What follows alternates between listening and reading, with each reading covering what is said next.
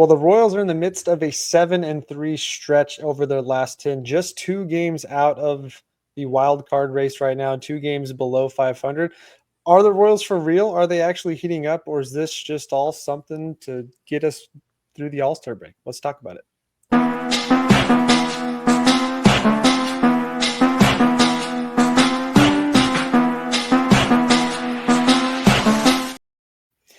And welcome into the KC Sports Authority podcast. If you're watching us over here on YouTube, make sure you hit that like and subscribe button below.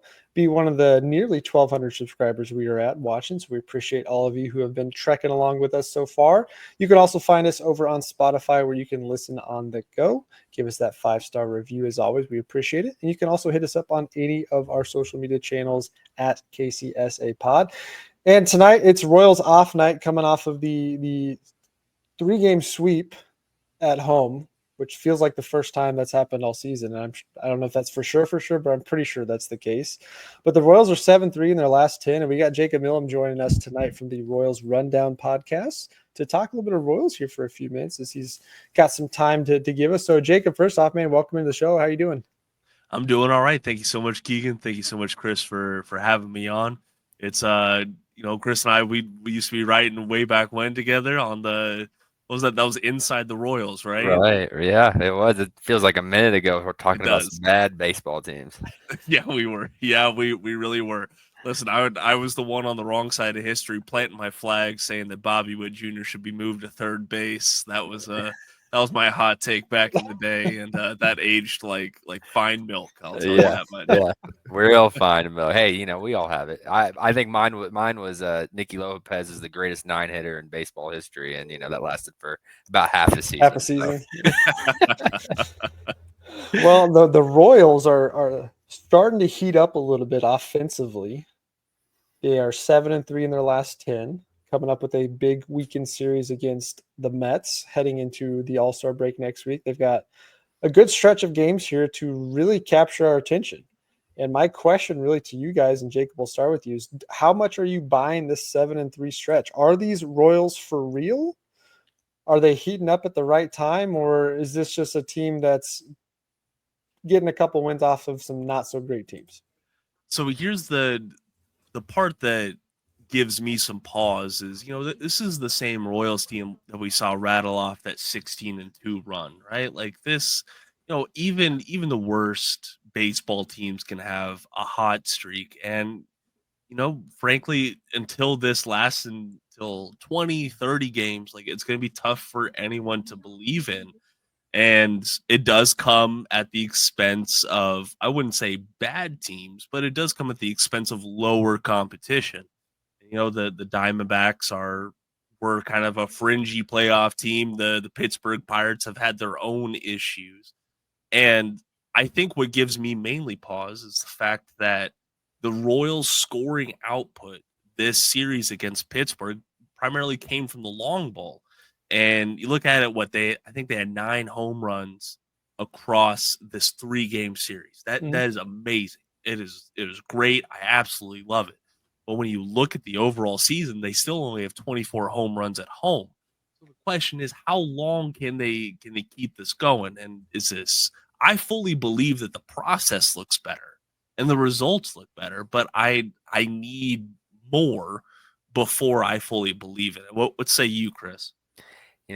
Being cautionary in baseball is always the smart thing to be, but I'm not very cautionary right now because I need something to believe in. I'm not ready for football season, so hell yeah, the offense is back. Salvy's about to continue to go off. No, but in all seriousness, like if you're looking for reasons to be positive outside of, just the things that you mentioned that maybe are reason for pause, is it was against fairly decent pitching staff, especially in the Mariners and the Pirates. Like we can talk about those teams' weaknesses. Pitching is not it for either team, and so to have kind of those.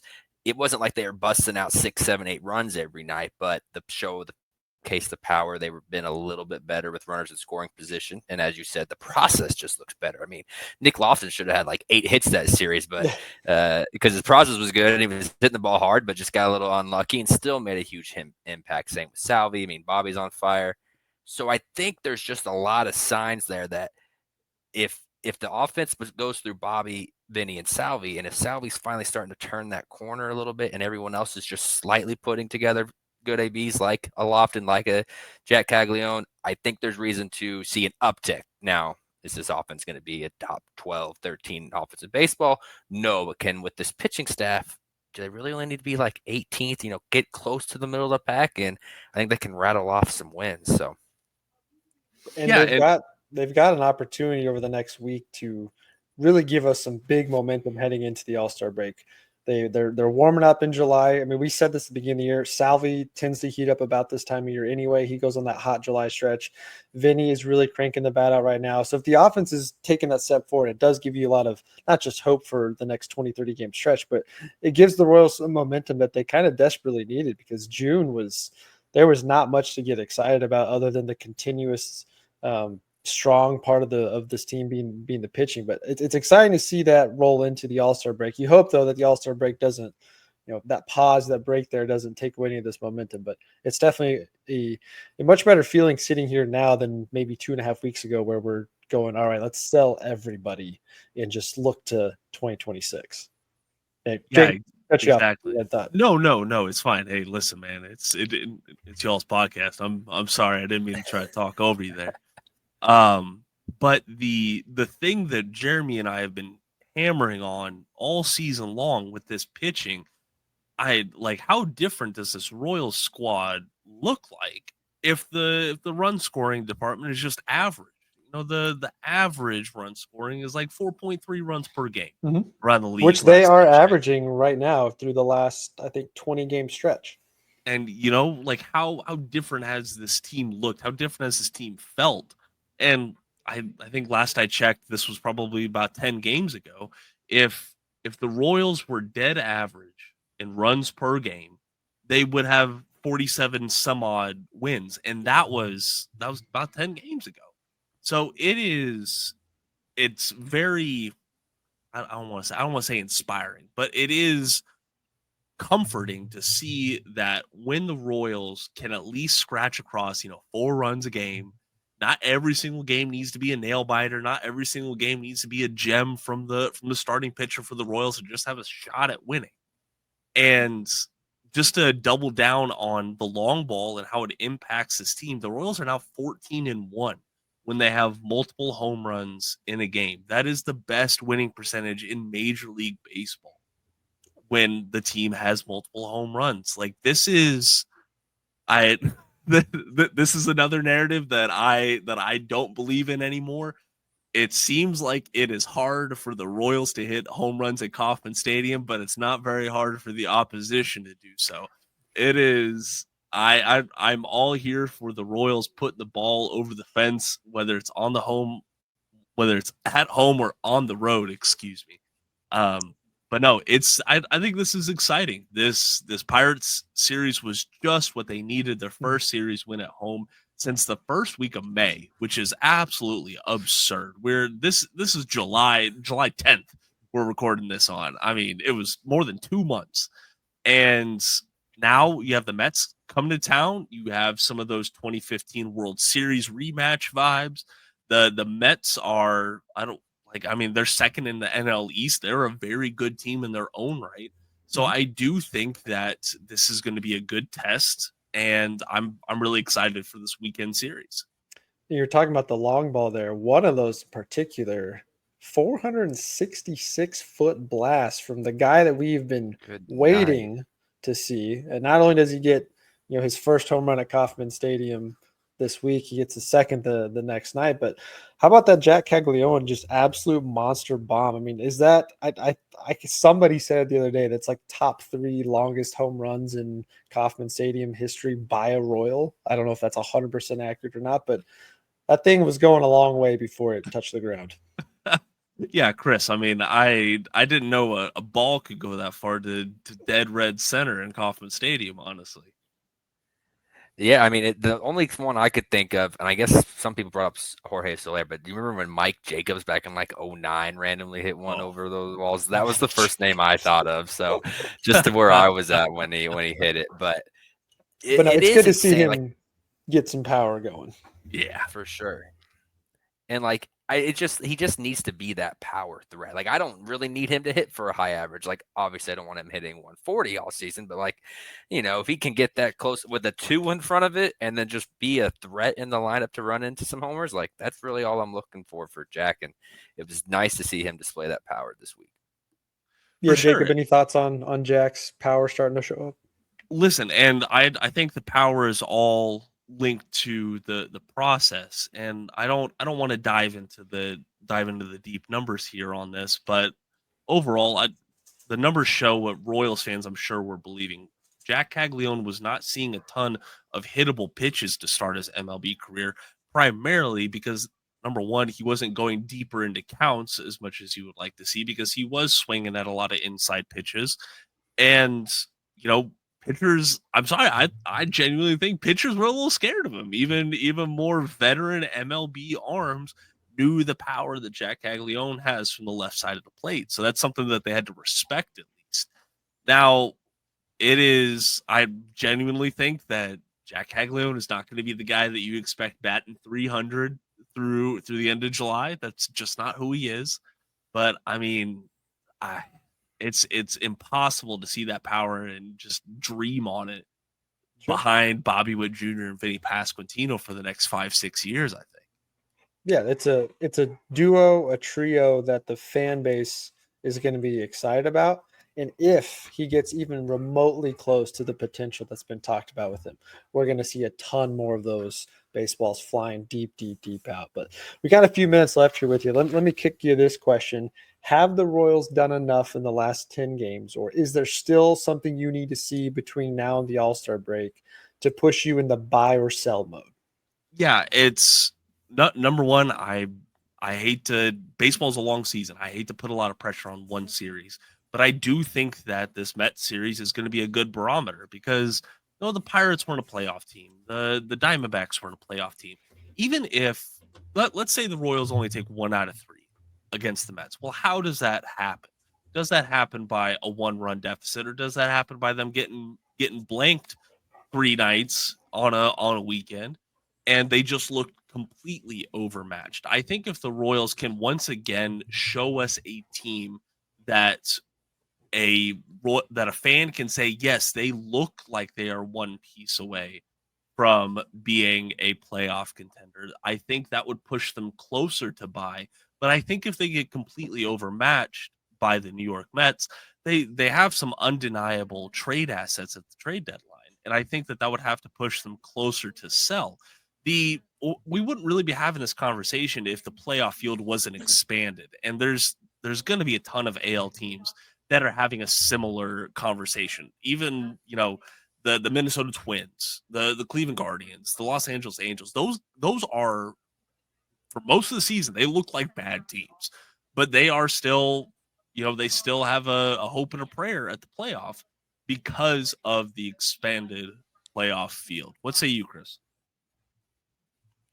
Yeah, and I think one thing is that's encouraging, and maybe not necessarily for buy and sell, but like is the schedule coming up, and I guess we can get that in the moment. But I think regardless of how these next few series go, I think Lugo needs to go. Like as tough as that is, I think that we've seen Milwaukee get rid of Josh Hader in the middle of the season. We've seen these, the Rays last year. I know they ended up not making the playoffs, but they traded Randy when they were kind of in a similar situation as the Royals are right now, because that's how these good teams operate, is you get what you can for these pieces while still kind of retooling to stay competitive. And I think Lugo needs to go regardless. Now, I still think even if they say they sweep the Mets, they're a game over. They come out, they start 4-2 against the Marlins and Cubs, and it's like all of a sudden they're a game back of the Mariners or whatnot.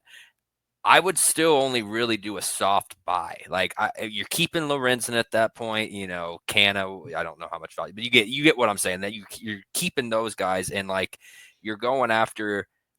My pipe dream is Jarren Duran. I don't know if that's realistic, but you go after those. I read an article today from a Boston writer that said Jarren Duran is a more than likely chance of being pushed out. Not saying that the Royals have enough to make that move happen, but I am also there with you. You want a guy, top of my list. you want a guy with control, and whether that's control and major league experience or a guy, again, I'm going big on my names, but like I know, in Casey down in Chicago, or Jacob Melton down in Houston, those kind of young top prospects that can play outfield. Like those are the kind of moves I would go after. I'm not going after Eugenio Suarez. I'm not going after, these 1-year guys that aren't going to help you past 2025. But again, and on the vice versa, though, if they are struggling, they're about 5 games back. The Twins jump them, the Angels jump them, the Rangers jump them.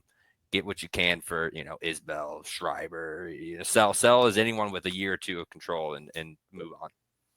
Yeah, Jacob, last one for you before we let you get out of here. Is there a move or two that you are starting to warm up to, or a guy out there on the market that just feels like a future Royal? Genuinely, I haven't settled on a guy or two yet. I know we're here as we're recording. We're 21 days away from the trade deadline, so that seems a little silly to say. But I'm starting to settle on systems, if that makes sense. Chris, you bring up Owen Casey from the Chicago Cubs. Like that's a system I would, if the Royals sell, I would like them to pull from. Similarly, I mean, the Dodgers. I know the Dodgers are kind of that team that every fan wants their team to trade with if they're selling, right? But I do think that, if Seth Lugo is on the move, that pairing with the Los Angeles Dodgers makes sense, and they have a lot of guys in their system that I think would help Kansas City. Overall, the point that I'm at, and whether the Royals buy, whether the Royals sell, fans do need to understand that prospects are not going to be the sure savior. If y'all want a history lesson, go back and look at the Christian Yelich trade from the Miami Marlins to the Milwaukee Brewers, and just how that is settled. You know what I'm talking about, Chris? Yeah, Lewis Brinson was supposed to be like, he was like a top 5 prospect at the time. He was the main thing, and he had like 60 games and hit like $180. Yeah. So whether the Royals ship out, a few big name prospects, I know folks are going to be talking about Carter Jensen, Blake Mitchell, frankly, probably anyone not named Jack Caglione at this point, if the Royals buy. But if they sell, if they get some teams, a top 5 prospect from a team for a guy right now, just pump the brakes a little bit, give them some space, give them some fair expectations. And right now I'm just kind of focused on enjoying winning Royals baseball again. It feels good to be able to turn on the TV set and not have to watch a losing game. Right. Absolutely. Well, Jacob, we appreciate the time as always. We'll have to circle back around with you as we get close to trade deadline or just after. But where can other Royals fans tune into what all you've got going on? Listen, folks can go subscribe to the Royals Rundown podcast. But if you don't feel like doing that, that's okay. Make sure you share KC Sports Authority with a friend on social media or something like that. This crew's got a good head on their shoulders, so I would appreciate y'all supporting them more. Absolutely. We always grateful to have you on. He's a good liar too. All right, hey, thanks guys. I appreciate you. Appreciate it. Thanks, Jacob. Well, that was Jacob Millam of Royals Rundown podcast. Still some more we want to get into. Chris, got a couple things I wanted to throw your way, but just to kind of continue that conversation there, have you seen enough out of the Royals, or is there still something left to see? I know Lugo is the main goal here, still move on from him, but what are you looking at with this team? How are you evaluating? Are they inching closer to buy? Are they inching closer to sell? Like you said, 3 weeks out. What's your feeling? I think as of right now, like again, I think the Angels Rangers play later tonight, and depending on how that game goes, there will still be only the Red Sox ahead of the Royals or Mariners, depending on how their games play out. But like, there's not going to be there's not this huge amount of teams right now. So if they go and they take 2 or 3 from the Mets and they go in 1 under with 2.5 games back of the final wild card, I think you go in approaching it as you're going to be buyers. Again, it's not the huge deals. You're not going to sell the farm. You're not going to go after the 1-year guys, but I can't remember if the first series is the Marlins and then Cubs or vice versa, but those are Yeah, it your goes Marlins first, which Marlins are, I wouldn't say they're red hot, but they're one of the hotter teams in yeah. baseball right They're, now, making some improvements. they're playing very well, especially on the road. So it's kind of nice to Yeah. get them, Yeah, you got in Marlins after the Miami. All-Star break. You in at Miami, then you go into Chicago, where I am scared that the Cubs are going to put up 10 runs a night because they just blasted out of the ballpark there. It depends on when the wind's blowing, but like True. here's the other thing that I would kind of tease a little bit is the schedule. I'm pretty excited about because Yeah, after let's that jump into the schedule while you. after I'll pull it up. yeah, after that Cubs series, and we don't need to go like series by series and start schedule watching, but like I just thinking about they played all 6 games against the Yankees. They played all 6 games against the Rays. They've played everyone in the NL West, which is the best division. They'll have, again, this is after the Cubs. They'll have played all the good teams in the NL Central, and they'll play the Mets. And so the only NL team they'll have left is one series against the Phillies. And then outside of that, it's like 2 series against the Blue Jays who lead the East, and then everything else is kind of that middle of the pack to bad teams outside of the Tigers naturally. So if you can just beat up on your division, don't let the Twins get back in this, don't let the Guardians get back in this. Beat the A's when you travel out to Sacramento, beat the White Sox when they're coming into town. If they can just take care of business on these other, they play the Angels, I believe, 6 times or maybe only 3. In this, they play Boston, as you can see. Like there's none of these teams outside of the Tigers and a series with the Phillies and the Blue Jays that like scream world beater. So the schedule does lighten up a tad, but it's against all teams that are at the same spot you are. So you have to be the one to take control and not to fall back to the rest of the pack. So that's kind of what I like is not a lot of first place teams even or wild card teams even on the schedule moving forward. Yeah, and that was something we've talked about multiple times throughout the season. The American League is like a jumble of 15 teams almost that are all in the same spot, minus a couple outliers. And the Royals are probably one of, I would say maybe 6 teams right now that are probably legitimate wild card contending teams. I mean, you have to think the American League East. I don't know if all 3 teams like that's so hard to get all 3 teams out of your division. But I mean, the way the Tampa Bay's playing, they've got a juicy lead, and the Yankees aren't going to fall off anywhere unless they get injuries. And the Blue Jays are doing what they're doing. But the American League it's kind of a nice spot here for the Royals because even though we have been very critical of the season so far being not meeting expectations based on where the season ended last year, but even if they go on a 5-game losing streak, they're still right in that bunch of mess because you got to think the Angels are going to fall off. They've never when was the last time the Angels were a team that post All-Star break got hot and really were a contender? 2014. The Rangers have not been the same Rangers offensively, so I don't know if they're going to creep back up in the standings. I don't feel that confident that Minnesota is going to be there down the stretch. They've got enough starting pitching to do it, but they've been inconsistent. So the Royals are kind of in this nice spot that, they don't have to play their best, but they definitely have the opportunity to take advantage right now going over the next 20-game stretch. If they go 13-7 over the next 20 games and they climb up into the wild card spot, they're going to have a pretty comfortable lead over some of those teams that are kind of the same position of them. Yeah, and it's like I feel like the Royals have the least to sell of those teams too. Yeah. Like teams are calling about basically, everyone in that Twins bullpen, Duran and Jax. Joe Ryan is in trade rumors, so like their pitching could get significantly worse. We know Cleveland will jump ship immediately. Clase has been in rumors. Carlos Santana could be a nice piece. Like they have some guys. While really, like the Royals just have Lugo, so. Again, we can talk about Lorenzen and Canna and some of Isbel Shriver, some of these other guys. Does Estevez and India become in play? Like we can talk about those guys when they become true sellers, but as far as where the rumors are at right now, it's really just Seth Lugo coming out of the Royals camp, and I think that's a smart move to move. I've seen a little talk on Lorenzen as a back end starter coming off that 7-game shutty, like. Yeah. 7-inning shutty. But Lugo's the hot ticket trade piece. He's the most I'd say go gettable guy on the Right. roster right now. And my question is, and we'll get into we'll for those of you watching and listening right now, we're going to do a couple episodes over the next few weeks that kind of talk about if the Royals were to buy, here's 4 or 5 moves. If the Royals were to sell, here's the 3 or 4 or 5 guys we think they should sell, and here's what they could get in return. So we'll get into more of that down the road. But what I've been looking at the last 2 days across baseball, because it's such a jumbled mess in the American League right now, I wonder how much that takes some of these trade deals down to the wire at the deadline, because teams are going to say we're going to hang on another 10 games and see what happens. So I wonder what that does to the Royals from their perspective, whether they're buying or selling. Does that strengthen the Lugo market? Does that actually hurt them?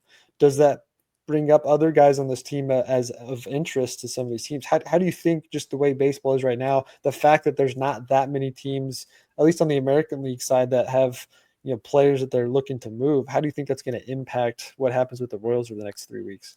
Yeah, I think it's going to be just a really busy last. I don't think we're going to see a lot of movement. I think a lot of the decisions are going to come down to everyone wants to see as much possible, because at the end of the day, like even in a team like the Twins, who are selling their franchise and not necessarily trying to spend a bunch of money right now, they still want to keep their fans engaged for as long as possible. And if they're 2 games out at the deadline, should they really sell Joe Ryan? Should they really trade Durant? So like, I don't think there's going to be a ton of movement. I mean, we saw Baltimore today finally trade the Rays a reliever. That's kind of the first move that's really happened. But outside of stuff like that from the White Sox, A's, those teams completely out of it, I just don't think we're going to see a ton of movement up until 20, 27, 28, 29 as we kind of get there to the final few days.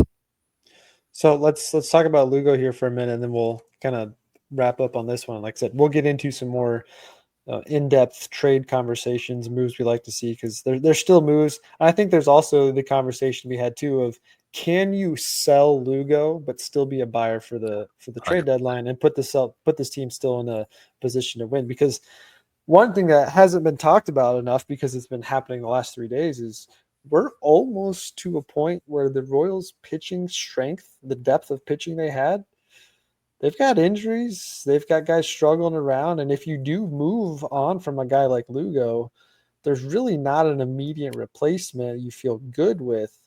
Not that they're going to bring somebody in from the lower level that's going to be what Seth Lugo was, but trading Lugo away from a position of strength, you really don't have that much in the depth right now. We've seen Dallas Keuchel signing. They signed Michael Fulmer the other day. Rich Hill's in AAA, but there's a lot of injuries. Alec Marsh isn't back anytime soon. Of course, we know Reagans is out till August. Is there a world where you trade Lugo and it doesn't mean you're selling off the rest of the season, or how would you replace him in the rotation? Is a secondary move to go, like, because I'm thinking there's whether you're moving Lugo and you're swapping pitchers, somebody wants a higher upside pitcher and we'll take a AAA guy that's been struggling but doesn't have any room ahead of him, or maybe there's a secondary move, because trading Lugo, your best pitcher right now, him and Bubic, you're going to have a hole in that rotation that isn't going to be immediately filled by anybody on this roster that you feel good with pitching. At least that's where I stand. Yeah, I think Lugo would be a deadline move, and depending on where again, it sucks that I keep saying this because but it's just so true. That's where the Royals find themselves, that they just want to see as much as possible. Where I honestly think if they are right there at the wild card at the deadline, you have to evaluate where is Reagans in his development, because people say, oh, he's not going to be back till mid to end of August. Well, no, he can actually start rehabbing while on the 60-day. He can make minor league starts while on the 60-day. So if he's coming along nicely, he could potentially be back August 7th. I think that's the 7th or 8th, somewhere in there. Something like that is the day he's officially able. He could be back that day. So you're telling me that you feel good about Reagans. Yeah, again, this is 3 weeks in the future, that he will be ready to go by August 8th. Then you can trade Lugo and call Dallas Keuchel up for a start, or Daniel Lynch may be healthier by then, or Jonathan Bolin. You're asking one start at that point for Reagans, because then you go back again. You're one injury away, but from a disaster. But that's about any team for the final 2 months of the season. We saw that with Vinny last year. So I wouldn't operate that way, especially when at that point in the season, you will hope maybe Kyle Wright, maybe Avila, maybe you just make Lynch a fifth starter if something else happens. Like there is risk involved, but it kind of comes down to Reagan's health to whether or not that Lugo is a complete seller, buy or sell mode, because otherwise, like you said, they're stuck with 4 starters if Reagan's is not going to be back until mid to end of August. Yeah, and maybe that's why they're. I wouldn't say that's. I mean, they had to make a move. That they had to do something. So moving Reagans to the 60-day was probably going to happen anyway. I think the timing of it caught a little bit off guard because baseball's got weird rules with when a guy they can retroactive it to a different date, and it doesn't make any sense.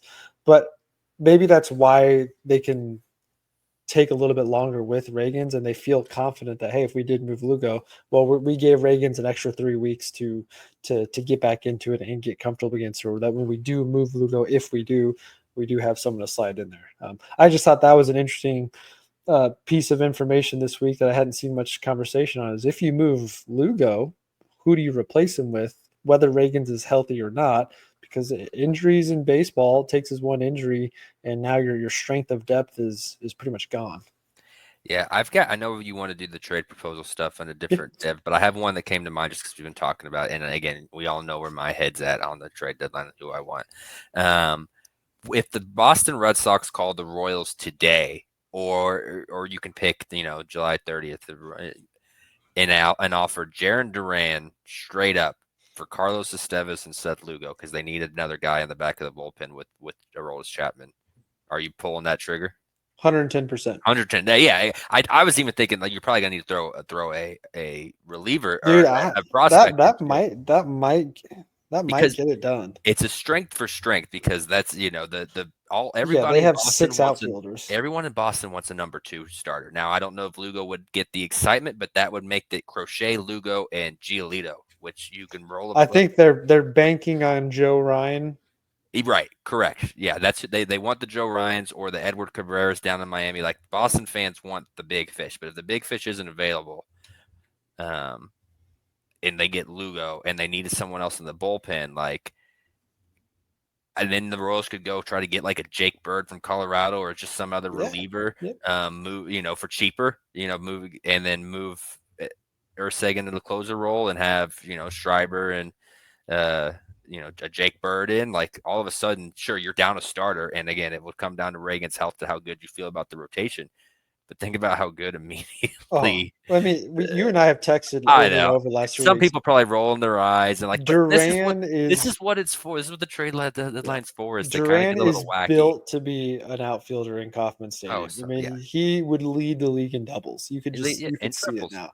And I would like that move too, because I'm the longer we go into the season, and unless the offense just consistently explodes or they get a nice bat in return, I'm still on the side of I'm content sacrificing this year to really put together what you need next year. Because I still look at this team and I go, how are they going to fare in a series against the Yankees? Do they have enough to get it done offensively? Yeah. Well, they didn't have enough to get it done during the season, and the Yankees, unless they again get injured, I don't know if they're there. I don't think this team has enough offensively to compete with Detroit. Detroit's got guys all up and down their lineup when healthy that can push the ball over. So I keep looking at this year and I go, if you're not confident they can win an AL pennant, then make the move that sacrifices this year to really build you up for next year. And I think, a Jarren Duran move would be that. I don't think that move is Brian Reynolds. Brian Reynolds would be fine, but that you and I have talked about that contract, not interested in it unless, the Pirates are taking a lot on. If they're taking a lot on, then we're probably giving up a higher prospect to make that deal work. So I don't think it's that type of move. I'm still cautious with what that move's going to look like, because we've really never been in this position with JJ to where, I mean, I guess you could say a little bit last year, but we've really never been in this position where we're slightly underperforming from expectation and we have desirable guys on the roster that we could move to set us up for next year, but we're also good enough to compete for this year. And I told you this the other week too. It feels like this team is not necessarily built as well for a long season run of winning, but they have enough in a one-off series with the way the starting pitching is, and the games get shorter in the playoffs with starting pitching in your bullpen, that they have enough to compete. So I've been kind of all over the place the last Right. 2 weeks. I think there's a combination of buy sell. I think the one thing I am 100% on though with you is you probably need to move Lugo because you're not going to get value from you can't get value from him in the offseason. But he's one of the three most coveted, pitchers in baseball right now that's available, or at least that we think's available. Yeah. I think that how Royals feel is kind of how we've communicated here. Is we've kind of been a little all over the place, throwing out a bunch of ideas because it's just no one knows the right answer. No one knows really. The health of Reagan's is such a big part that we've talked about. Who's pitching, can the offense keep this up? Like it's in such a weird spot that like regardless of what happens, someone's going to get to say "I told you so," and so no one really knows what way to lean because it's impossible to predict. But that's what makes baseball fun. It's literally, I mean, just like they say, any given Sunday in football. I don't know what the saying is for baseball, but every day you get out there on the mound and it's a different game altogether. And one swing of the bat changes an entire game. One pitch changes an entire game. And one swing of the bat could change an entire season. Jack Caglione hitting that first home run at Kauffman Stadium. Who knows? Maybe that puts him on a 3-week stretch here where he starts tearing it up. And we see that power because the Royals need it. And like Jacob was saying, if they can just be league average, which right now I think coming into the last 15 game stretch, they were averaging like 3.5 runs a game. They were averaging less than that. They were averaging like 3.3 runs a game. They were averaging less than their starting pitching ERA, which tells you how good the pitching's been. In the last 20 game stretch or so, they're averaging about 4.4 runs a game, which would put them basically right in the middle of baseball. Okay. And if they're right in the middle of baseball, this team's got 10 more wins on the record. Yeah. And we're talking about them actually competing for the division with Detroit. So a lot of excitement. Yeah, go ahead. No, and again, I've kind of hammered the same 3 points, but it just keeps becoming relevant. Like all 4 AL East teams are in the hunt. As entering today, basically had a playoff spot. And who has like the 3rd best record in baseball since June 1st? The Orioles, who the Royals don't have to play anymore. So like those 5 teams beat up on each other. Somebody has to get beat up. The Angels and Twins and Guardians decide to sell. All of a sudden, like you're in a race with the Mariners and the AL East. Like it's you can't operate like that if you're JJ. But you and me sitting right here can talk about it like that way, being like, hey, there's opportunities potentially just depending on kind of how these next 3 weeks go. It's very easy to speak freely about the team when you're not getting exactly. To work for the team. And I'm it's fully embracing that. Like I don't necessarily want how we're communicating to be how JJ's thinking, but there's so many options that like I don't have to be JJ. I don't want to be JJ. I just want the Royals to win and be better prepared for sustained success. Absolutely. But big weekend stretch against New York, and then of course the All-Star break, and there's so much we got to get into. I have a lot I want to throw at Chris over the next few weeks of ideas, so we'll get into all that over the next few weeks. So make sure you guys are staying subscribed to the podcast. You're got those notifications turned on for all of our upcoming episodes. We'll do some trade talks. We'll do some buy sell talks. We'll do I've got a couple guys in the minor leagues I got to ask him about and get some thoughts on, and roll out what's our ideal lineup for the second half of the season. We'll break down the schedule a little bit more and get into all that over the next few weeks. So appreciate you guys as always for tuning in and checking us out. And if you guys have a move you would like to see or something you'd like us to talk about in regards to trade talks, send them our way. You can comment on this episode here. You can hit us up on Twitter at KCSA Pod. Send us a DM. Send us a comment over there. Would love to get some of the fans' thoughts on moves you would like to see.